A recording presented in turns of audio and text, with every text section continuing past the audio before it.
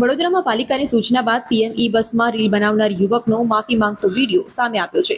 યુવક જયદીપ ઝાલાએ પોતાની ભૂલ સ્વીકારી ઇન્સ્ટાગ્રામ પર ઈ બસનું સ્ટોપ બટન દબાવતો વિડીયો બનાવ્યો હતો। ત્યારે જયદીપ ઝાલાએ જણાવ્યું કે મારી નાદાન બુદ્ધિથી ભૂલ થઈ ગઈ છે, સરकारने माफ करवानी युवके विनंती करी है। मेरा नाम झाला जयदीप है। मैंने इंस्टाग्राम पे एक वीडियो बनाया था जो वायरल हुआ था, जिसमें मैं ईवी बस का स्टॉप बटन दबा रहा दिख रहा हूँ और ये मेरी नादान बुद्धि ने किया था, गलती से हो गया है। सरकार से मेरी यही विनती है कि मुझे माफ कर दे।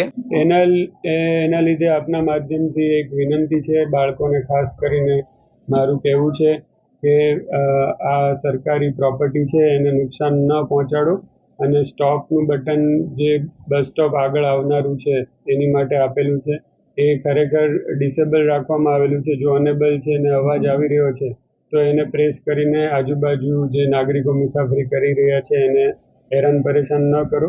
બીજું કે એમાં ઇમરજન્સી સ્ટોપ બટન પણ છે, જેને પણ તમે પ્રેસ ન કરો જેથી કરીને એક્સિડન્ટ ન થાય।